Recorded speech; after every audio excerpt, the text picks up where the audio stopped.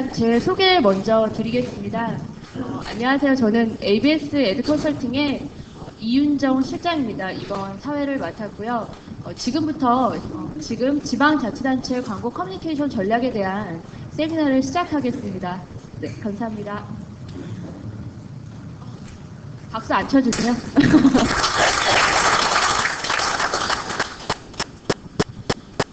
우선 저희가 준비된 영상 자료가 있습니다. 이 영상 자료 준비하기 위해서 굉장히 많이 힘들었었는데요. 지금 그 지방자치단체 쪽에서 각종 광고, 다른 여러 가지 매체에서 광고를 실은 사진들을 저희가 슬라이드 쇼로 준비를 했습니다. 잠시 저 화면으로 해가지고요. 슬라이드 쇼 먼저 보겠습니다.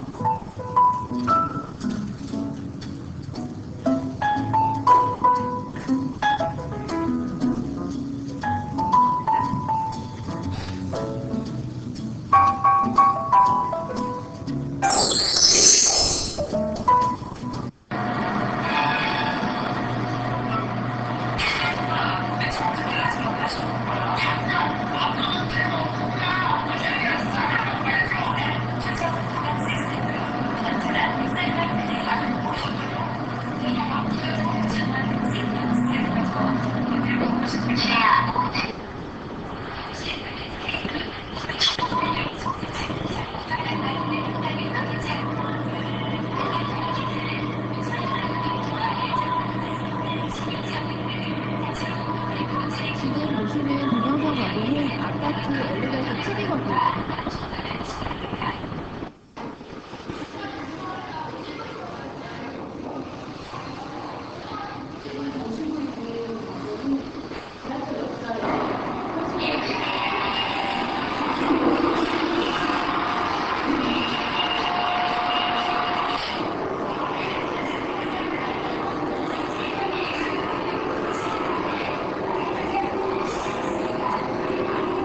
자문위원회 소개를 해드리겠습니다.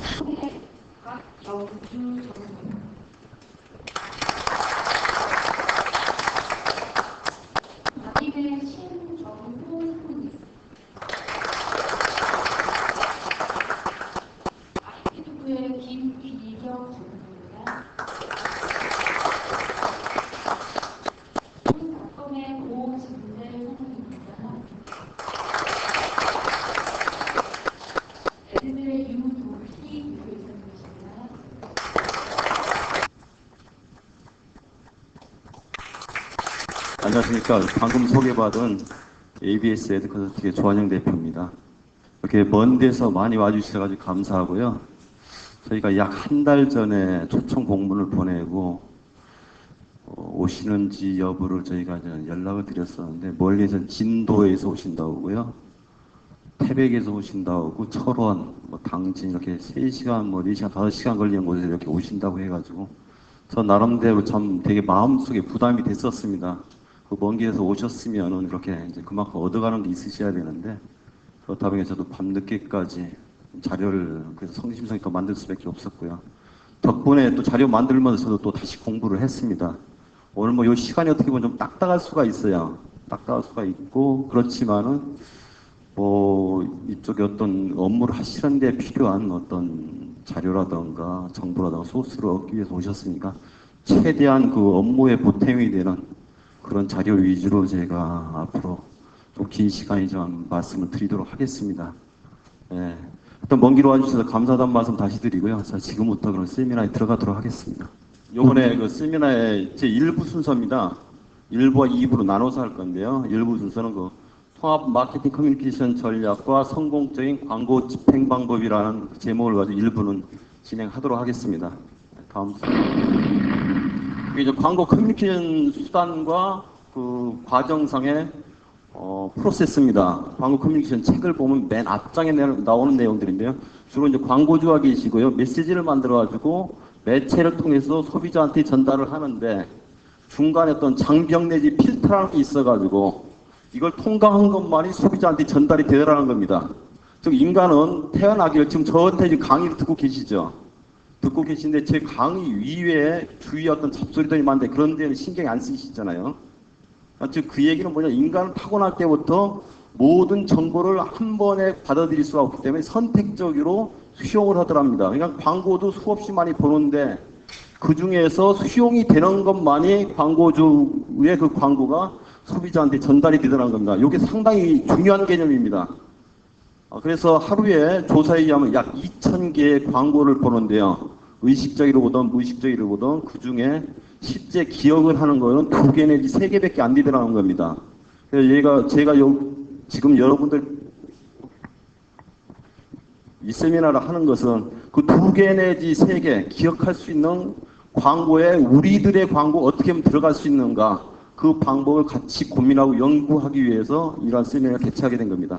자, 그래서 이제 이 필터를 통과하는 게 가장 중요한 건데 그럼 어떠한 광고가 필터를 통과하는가? 소비자가 광고에 관심 있는 때와 장소와 상황. 그러니까 예를 들어 같은 라면 광고로라도 배고플 때 광고를 해야지 더 쏠깃하게 받아들이겠죠. 그런 상황이 있더라는 거죠. 그래서 그때 광고를 보여주면은 받아들일 가능성이 높더라는 거고요.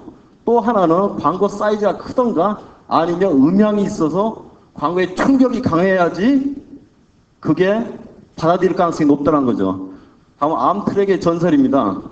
하나가 사례가 되겠는데요. 그 암트랙이라는 회사는 미국에 가면은 그 미국 대륙을 그 횡단하는 철도 회사입니다. 우리로 말하면 철도청에 해당이 되고요.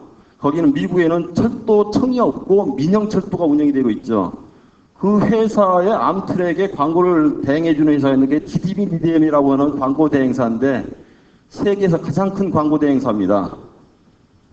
그리고 다음은 이제 여기 보면 DDB DDM에는 그 독특한 광고 이론이 있는데 그게 바로 ROI 광고 전략 모델이라는 거고요. ROI 광고 전략 모델의 핵심이 라이프 스타일 분석과 PML 분석을 통한 열린 틈을 찾아 공략하는 이론입니다. 아까 앞에도 말씀드렸죠. 광고를 받아들일 상황과 여건이 됐을 때 받아들이더라는 그걸 바로 우리 여기서 말하는 열린 틈이라고 하고요. 소비자 마음의 열린 틈을 말하는 겁니다. 그래서 그 열린 틈을 찾아내가지고 공략을 해야 되는데 그 메시지 전달 방법은 특정한 어떤 매체를 고집할 게 아니라 그 열린 틈 상황에서 공략할 수 있는 매체를 선택해야 된다는 게 열린 틈 이론의 핵심입니다. 다음 장으로 넘어가겠습니다. 그래서 암트랙이 1970년대에 상품을 하나 내놨는데요.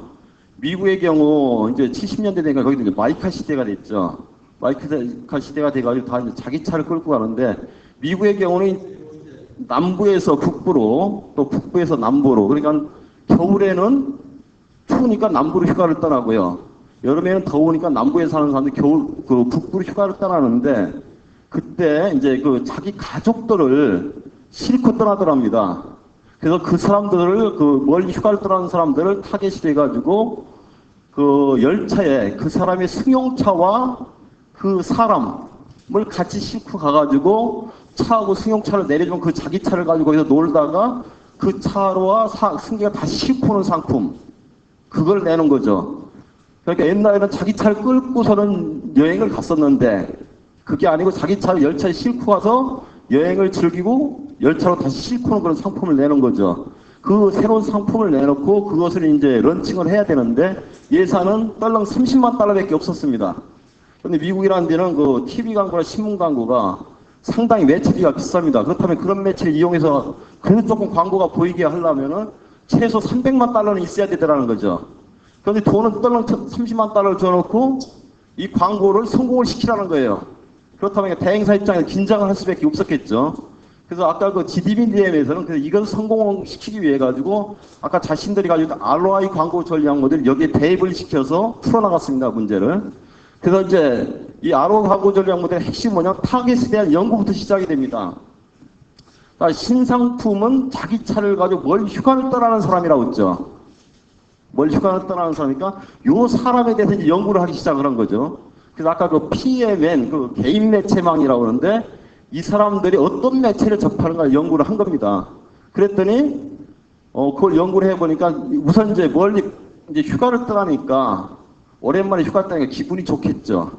뒤에 애들 오고 뭐 와이프가 같이 싣고 하는데 처음에는 기분이 좋으니까 애들이 유치원이나 이런 데 배운 노래를 부르더랍니다. 한 2시간 부르니까 그것도 질리겠죠. 힘들고 지치니까 다음번에 뭐를 하냐면은 카세트 테이프를 틀어요. 그러니까 그런데 그것도 계속 똑같은 걸 들으니까 질리겠죠. 그러니까 그것도 질리니까 나중에는 뭐냐, 라디오를 틀더라는 겁니다. 미국의 경우는 이 고속도로 위에 몇백 개의 그 라디오 방송국들이 있습니다.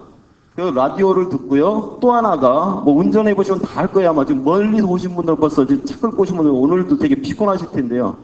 한 하루쯤 운전을 하면 이게 상당히 이게 사람이 운전하는 사람이 지쳐가지고 아마 차를 버리고 가고 싶을 정도가 되죠. 그러니까 극한 상황인 거죠. 그런 상황이 되더라는 거죠. 아까 얘기했잖아요. 광고를 받아야 될 여건과 상황이라고 했죠. 그러니까 극한 상황이 됐을 때 이들은 광고를 받아들일 만한 여건이 됐다고 본 거예요. 그러니까 그때 이들은 열린 틈이라고 본 거죠. 자, 그래서 요거를 연구를 해보니까 이제 답이 나올 수가 있겠죠. 자, 그래가지고 그 분석 결과에 의해서 이들은 다른 매체는 전혀 사용을 하지 않고 딱 두 가지 매체를 사용했는데 하나는 고속도로변에 야리비라고 합니다. 입간판 광고 있죠? 고속도로변에. 그리고 또 하나는 라디오 광고. 그러니까 대형 고속도로변 빌보드하고 라디오 광고 두 가지만을 했습니다. 그래가지고 저 빌보드 입간판 광고에는 그 열차의 승객과 승객의 차를 싣고 가는 장면을 보여줬고요. 그런데 요 입간판이 요게 설명이 없잖아요. 이게 뭔 내용인지 이해가 안 되죠. 이해가 안 되니까 라디오 광고를 통해 가지고 이게 무슨 뜻이라는 걸 설명을 해준 겁니다. 그러니까 운전하고 가는 사람 입장에서 보면은 자기가 지금 미칠 정도로 힘이 들잖아요. 차 끌고 가면서 한 이틀, 3일째 운전을 하려니까 힘들어 죽겠는데 자기 얘기가 여기 있는 거예요. 자기 얘기가 라디오를 통해서 들려오는 거고요. 아, 그러니까, 그런 게 있었어? 그렇게 된 거죠. 그래서 갈 때는 이제 자기 차를 다 끌고 갔는데 올 때는 다 이거를 싣고 왔다는 거죠. 그래가지고 결국에 이제 이 상품이 매진이 됐는데 그래서 예산이 들어간 건 떨렁 20만 달러. 뭐 미국의 경우 이게 두 달, 세 달, 한 달도 팔거든요. 야리 광고가. 그러니까 떨렁 20만 달러밖에 안 들어갔고 10만 달러가 거꾸로 세이브가 됐고요. 결과로 광고는 캠페인이 성공을 했고요. 제가 왜 이 말씀을 드리냐면은 사실 지방자치단체가 예산이 그렇게 많지를 않아요. 많지를 않기 때문에 예산이 적으면 적을수록 더욱더 많은 연구와 분석이 필요하다는 말씀을 드리고 싶은 거고요. 오늘 그 연구와 분석을 하기 위해서 사실 오늘 이 세미나를 개최한 겁니다. 자, 이 사례를 통해서 우리가 알 수 있는 그 IMC 전략의 사용 목적이라고 했는데요. 우선 IMC 전략이 뭔가를 좀 말씀을 드릴게요. IMC 전략은 그 여기 있죠. 인터그레이티드 마케팅 커뮤니케이션 약자인데 우리말로 하면 통합 마케팅 커뮤니케이션 전략입니다. 여기 보면 전통적인 4대 매체라고 하죠. TV, 라디오, 신문, 잡지가 있고 요걸 ATL이라고 합니다. 요즘 용어로는. 그리고 그 외의 매체들, 다양한 매체들, 이걸 BTL이라고 하는데 그러니까 쉽게 해서 옛날 4대 매체 위주의 광고에서 이제는 그 때와 장소와 상황에서 공략할 수 있는 매체가 뭐가 됐던 ATL이 든 BTL이 든 때와 장소를 가리지 말고 그 상황에서 가장 적합한 매체를 사용해야 된다는 겁니다. 그 상황에서 가장 효과적인 방법. 그러니까 이 권투의 비교를 하면은 훅이 잘 맥히는 상대가 있을 수도 있고 어퍼커트가 잘 맥히는 상대가 있을 수 있잖아요. 그러니까 꼭 훅만 고집할 게 아니고 어퍼커트가 잘 맥히는 상대, 어퍼커트를 같은 얘기입니다. 자, 했던 IMC 전략을 사용하는 목적은 아까 말씀드렸듯이 핵심 타겟에 집중 공략하기 위한 거고요. 아까 이게 또 하나 그 광고에 관심인 때와 장소상, 즉 열린 틈에서 광고를 보여주어 가지고 침투를 시키기 위한 거고요.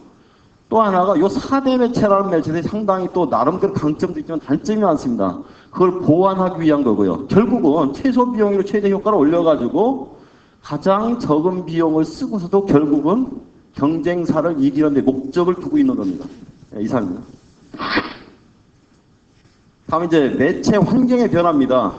왜 IMC 전략을 써야 되는지 여기서 답이 나오는 건데요. 여기 보면 엠넷, 여기 이제 케이블 TV죠. 네이버, 여기 메트로, 다음, 요거 스카이라이프입니다. 요게 공통적인 게 뭐냐면 1998년도 IMF 이후에, 그러니까 10년 사이에 생겨난 매체들입니다. 그러니까 10년 사이에 매체 시장이 얼마나 급변했는가를 알 수가 있는 거죠. 자, 그렇다 보니까 뭐냐면은 그 TV에 여기 이제 케이블 TV입니다. 케이블 TV의 시청률인데요. 제가 드린 시청률인데요. 여기에 보면은 가장 높은 게 MBC 드라마가 약 1% 이내고 나머지는 보면 20등짜리가 0.2% 이렇습니다. 그러니까 1%도 시청률이 안 나와요. 그냥 채널당 0.몇 프로의 시청률이고 또 하나 그리고 케이블 TV가 그렇다 치지만 KBS나 MBC나 SB도 보면은 주간 평균 시청률을 내고 2.1%밖에 안 돼요. 자, 그럼 이런 현상이 왜 벌어졌나는 나중에 그 뒷부분에 설명드리도록 하고요. 다음은 신문의 문제입니다. 이거 뭐 굳이 말씀 안 드려도 될 거고요. 어쨌든 이렇게 신문 발행 부수가 줄고 있죠. 그렇다면 대응 방안이 필요하다는 말씀을 드리고 싶습니다. 자, 아무튼 그 전통적인 강세를 보이던 이 두 매체의 아성이 무너지면서 우리는 어떤 새로운 탈출구를 찾아야죠. 광고주 입장에서는. 그래서 아까 말씀드렸지 매체 환경의 변화에 그 대응을 해야 되는데 아까 말씀드렸지 이런 그 다양한 뭐 5개 광고도 POP 광고도 그다음 이제 PPL이라고 하죠. PPL이야 이벤트 뭐 PMDR도 다양한 커뮤니케이션을 동원해 광고를 해야 되는데 용어로 말씀드리면 옛날에 그 4대 매체 위주의 그 커뮤니케이션에 매스 마케팅 커뮤니케이션이라는 용어를 쓰고요, 본래요. 그리고 난 다음에 그 통합적으로 해야 된다는 게 이제 통합 마케팅, 인테그리티 마케팅이라는 용어를 씁니다. 매스와 통합이라는 개념이 분될 수 있다는 거, 그 차이점을 이해를 하고 넘어가시면 되겠습니다. 자, 다음은 이제 그 아까 그 4대 매체 단점을 보완하기 위해 가지고 다양한 커뮤니케이션의 그 매체들을 동원해야 된다고 하는데 그럼 그 각각 어떤 단점이 있는가 우선 말씀을 드릴게요. 자, 여기 이제 직장인들 있죠. 직장인이면 직장 다니는 남성, 직장 다니는 주부, 학생들이 그러니까 이 인구 통계적인 뭐 80%가 넘습니다. 그러니까 전업주부와 노인들을 뺀 나머지 모든 사람이 다 그 직업을 가지고 있거든요. 자, 그런 사람들인데 무슨 특성이 있냐면은 지금 아마 오늘 아침에 몇 시에 나오셨어요? 한 집에 아마 7시 뭐 8시쯤 나오시잖아요. 오늘 아마 집에 들어가시면은 뭐 오늘 꽤 늦으실 겁니다. 10시, 11시 들어가시는 분도 있을 텐데요. 하여튼 공통적인 특성이 하루 종일 밖에 나와 있더라는 거죠. TV에서 집에서 TV 볼 시간이 없더라는 거고요.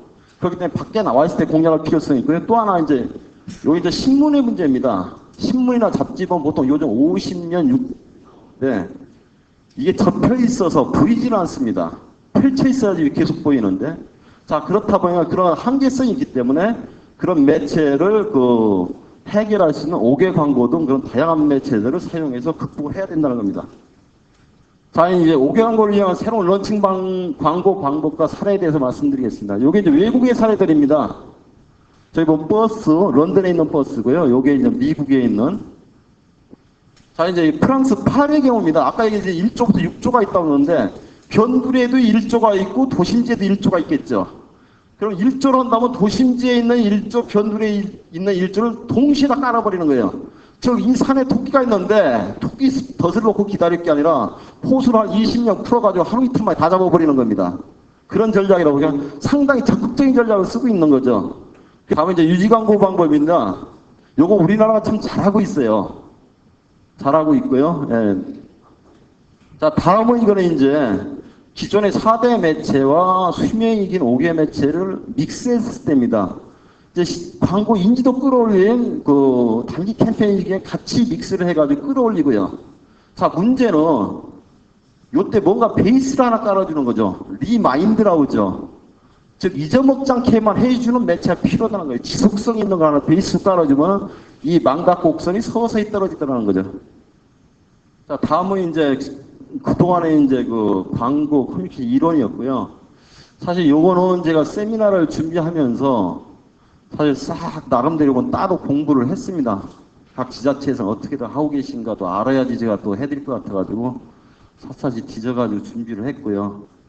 자, 여기 보면 이제 우리나라의 그 대표적인 브랜드들이거든요. 되게 익숙할 거예요.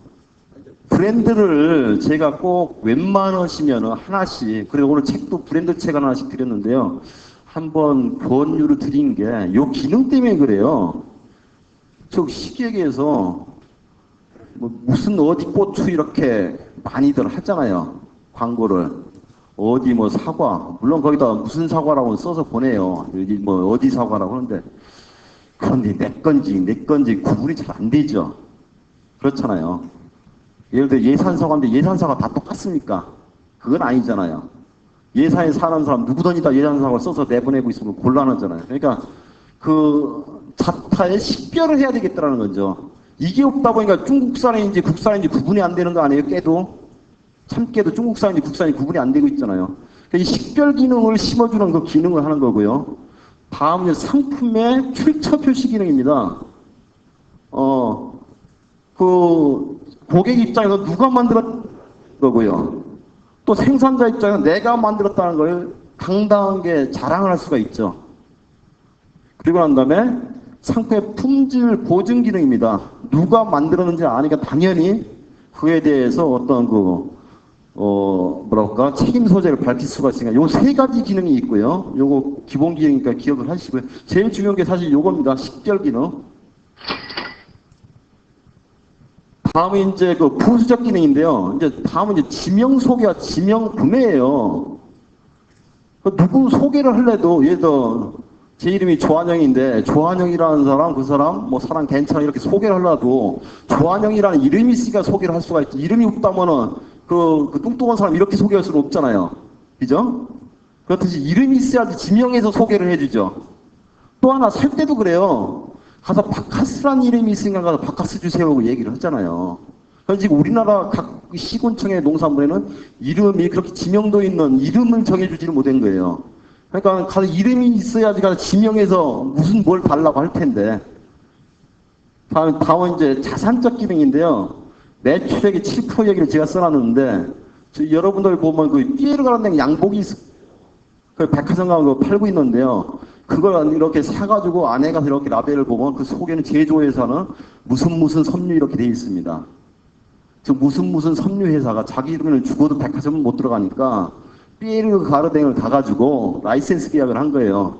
우리 매출액 7% 띄워줄 테니까 니네 라벨 좀 붙이자. 그걸 붙여가지고 백화점에 가서 비싸게 팔고 매출액의 7%를 브랜드 로열티를 줍니다. 그리고 그러니까 이게 재산이라는 거죠. 이 브랜드 가치 자체가. 그리고 난 다음에 기업을 또 팔 때도 마찬가지고요. 자, 이제 보호적 기능인데요. 자, 지금 여러분들이 각 지자체에서 상품들 생산하는데 그 보호가 잘 안 되고 있죠. 법률적인 보호를 지금 못 받고 있을 거예요, 아마. 짝퉁도 많이 나오고요. 그 보호적 기능. 사실 그 제일 중요한 게 이거예요. 제가 뭐 여기 햇살의 복숭아 사업단에 오셨는지는 모르겠어요. 제가 그 백화점에 햇살의 복숭아를 사다 먹는데 꽤 비싸요. 근데 솔직한 얘기로 햇살의 아닌 복숭아하고 별 차이를 저는 그렇게 느낄 수는 없더라고요. 그런데 어쨌든 햇살이라는 브랜드를 만들어서 띄움으로써 현대백화점에서 팔 수 있고 현대백화점 팔다 보니까 비싸게 팔아요. 약 더블 정도. 즉 지방자치단체에 수없이 많은 농민들이 상품을 생산하는데 제값을 받고 파느냐는 거예요. 브랜드가 있어야지 제값을 받고 판다는 거죠. 즉 브랜드 로얄티가 있으면 이름값을 보고 사갑니다. 그러니까 한두 푼 비싸다고 해가지고 소비자 좌우를 안 해요. 비싸면 비쌀수록 더 좋겠지 생각을 가져가요. 그래서 루이비통이 팔리는 거잖아요. 그 비싼 몇백만 원짜리. 그래서 했던 같은 상품이더라도 브랜드화 했을 때 그만큼 고가를 받을 수 있다. 그래서 했던 그만큼 그 지역의 소득 증대에 실질적으로 기여를 할 수 있다는 말씀을 드리고 싶습니다. 다음은 이제 그 지방 축제입니다. 여기가 그 관광가에서 오신 분들도 많을 텐데요. 자, 그 지방에 어떻게 보면 아까 농산물이 주수입원이 또 하나 이 관광 부분도 무시를 못 합니다. 근데 두 개가 따로따로 노는 게 아니고 사실은 두 개 같이 물려 돌아가는 거거든요. 예. 자, 그래서 이게 두 개 같이 물려 돌아간다고 말씀드렸는데 그게 이제 하나 말씀드리면 우선 지역 경제에 미치는 영향입니다. 사실 관광객이 많이 오면은 그 지역의 숙박, 음식업, 판매업 뭐 이런 게 살아나죠. 지역 경제가 살아납니다. 저희 고향이 안면도인데 우리 동네 사람들 옛날보다 좀 잘 살아요. 요즘 안면도가 뜨면서. 자, 그런 부분이 있어서 관광가에 근무하시는 분들 참 고생. 그런데 제가 하나 이제 물론 각 시군이 잘하고는 계시더라고요. 그런데 관광가만 할 게 아니고 농정가와 같이 연합을 했으면 더 좋겠더라고요. 그래서 지역 농산물인데 어떤 그 지역 축제가 와도 지역 농산물 코너가 없는 데가 없어요. 저 축제 벌여가지고 사람 손님 잔뜩 불러놓고 내 지역의 농산물 브랜드가 없으면 그것도 그렇잖아요. 얻는 게 없을 거 아니에요. 그 대표적인 게 여기 뭐 모르겠어요. 보령에서 오셨는지 모르겠는데 머드 축제가 어떻게 보면 축제 자체는 무지개 성공을 했어요. 외국에서도 엄청 오고 뭐 그 엄청 자랑을 하더라고요. 뭐 왜 달러를 벌어들이네. 근데 저는 뭐 그분들 그 부분은 뭐 자랑할 만하다고 했지만 하나 아쉬웠던 게 보령에는 자기네 브랜드가 없어요. 농산물 브랜드가 없어요. 그러니까 여름에 한때 와서 달러 관광객 매치로 와서 돈 쓰고 가는 것밖에 없어요. 그 많은 사람 불러놓고 왜 자기 브랜드를 하나를 못 알립니까? 자기 브랜드 알려놓으면 1년 내내 그 브랜드 팔아야 돈 벌 수 있는데. 그게 아쉽더라고요. 두 개 같이 물려 들어갔으면 좋겠다. 같이 연합하고 그 말씀을 드리고 싶습니다.